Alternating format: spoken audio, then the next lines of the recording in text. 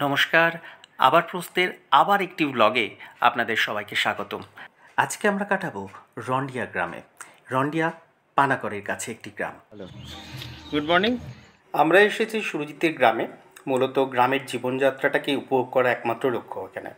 কারণ আমি তো ভিলেজে থাকিনি, গ্রামে থাকিনি। তো গ্রামীণ জীবন অত্যন্ত একটা অদ্ভুত জীবন। তো সেই জীবনটাকে তো আপাতত এই যে মাছ ধরার প্রচেষ্টা করছি। তো কিছু চার বানাচ্ছি আর তারপরে চেষ্টা করব অন্য কিছু করার।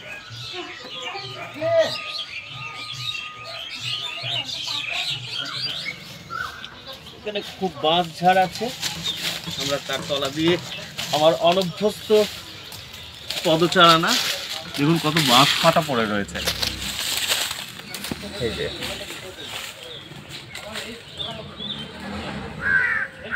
পড়ে আছে, জাস্ট আসলাম। কি ভালো, কি ভালো। হ্যাঁ, না ওটা এটা এ দেখুন হাঁসের ডিমটা পেলাম এখানে এসে। জাস্ট দিয়েছে গরম গরম পুরো। দেখো ধরো। এটা কি বলবেন বলুন, মাছ ধরতে গিয়ে উপরি পাওনা একদম গরম গরম হাঁসের ডিম। সকালে একটা পাওয়া হয়েছে। সকালে একটা পাওয়া গেছে, একদম পুকুর ঘাটে এখানে ছিল। এই যে এখন মাছের টোপ লাগানো হচ্ছে। এই যে দেখছেন রন্ডিয়া গ্রাম, এই গ্রাম থেকে কিন্তু আমরা যে গত ভ্লগে দেখিয়েছিলাম ভরতপুর, সেই বৌদ্ধস্তূপেও যাওয়া যায়। আবার চাঁদ সদাগর, সেখানকার যে বাসর ঘরটা দেখিয়েছিলাম, সেই কসবা গ্রামেও যাওয়া যায়। সেই জন্য রন্ডিয়া গ্রামের যেমন ট্যুরিস্ট প্লেস, এই দুটো জায়গা থেকেও কিন্তু আবার ট্যুর করতে পারবেন। দেখুন, আমি তো কোনোদিনও মাছ ধরিনি, তাই জন্য সুজিতের বাবা আমাকে শিখিয়ে দিচ্ছিল হাতে কলমে আর কি, কীভাবে মাছ ধরতে হয়। তো দেখি চেষ্টা করে মাছ ধরতে পারি কি না। ধরতে পারবো না শিওর। আর পুকুরে চারপাশটা দেখছেন তো কী সুন্দর করে। আর দূরে একটা জায়গায় একটা ডিঙি বাঁধা ছিল, এখানে প্রচুর মাছ আছে নাকি। তো দেখি হয় কিনা, মাছ ধরতে পারি কিনা। অনেকক্ষণ চেষ্টা করলাম কিন্তু সেভাবে তো হচ্ছে না, অধৈর্য হয়ে পড়ছি। আর মাছ ধরতে জানেন তো ভীষণ ধৈর্যের দরকার হয়ে পড়ে। মাছ ধরার চেষ্টা হচ্ছে, সাকসেস হব না জানি, তবে এই গ্রামীণ জীবনে এইসবের অনুভূতি তো আলাদা। তো সেই জন্য মাছটা ধরার চেষ্টা হচ্ছে, তবে মাছ ধরার জন্য ধৈর্য চাই। তো এখন বানিয়েছে কাকিমা পরোটা, সুরিত বানানো আলু ভাজা, আর দোকান থেকে কিনে আনা হয়েছে আলুর চপ। তো আপনারা ব্রেকফাস্টে হয়তো আলুর চপ খাননি, বাট একদম ঠিক হবে এখানে জমিয়ে খাওয়া। তারপরে কাঠের জালে রান্না হবে। যে দুটো ডিম দেখছেন, এটাতে একটা পেয়েছে সুরজিৎ গরম গরম, আর একটা ডিম সুরজিতের ছোট দিদি পেয়েছিল। তো কি মজা বলুন, কি সুন্দর গ্রামে এরকম ডিম পাওয়া যায়। আর এই যে এদিকে সুরজিতের বাড়িতে কাজ চলছে, পুরো বাড়িটা আর কি কমপ্লিট হয়ে যাবে খুব তাড়াতাড়ি। তো সেই কাজটা এখন চলছে। সুরিত এখন এঁচড় কাটতে গিয়ে অবস্থা খারাপ।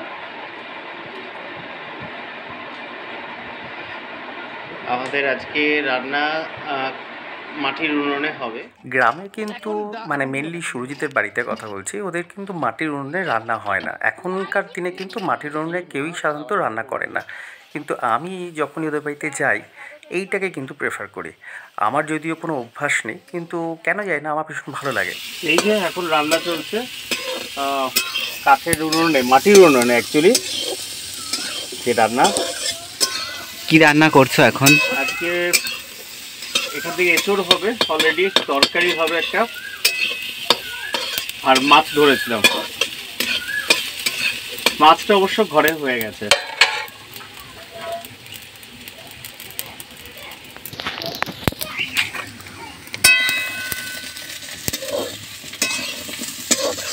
দেখুন, মাটির উনুনে একটা স্বাদ আলাদা আছে, তার বৈচিত্র্য আলাদা।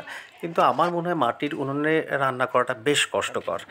তো আরেকটা ব্যাপার আমার মনে হয় যে মাটির উনুনে রান্না করাটাও কিন্তু খুব একটা হাইজিনিক নয়, বিশেষ করে এই ধোঁয়া যেটা চোখে মুখে আমরা নিচ্ছি এই শ্বাস প্রশ্বাসের সাথে, সেটা কিন্তু ঠিক নয়। তবু এটা ভালো লাগার জন্য সেটা মাঝে মধ্যে এক দুদিন ঠিক আছে, কিন্তু ঘেমে নিয়ে কিন্তু অবস্থা কাহিল হয় এই গরমে।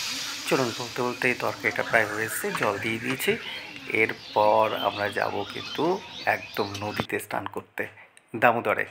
তো এই একটু একটু নুন দিয়ে দিলাম স্বাদের জন্য।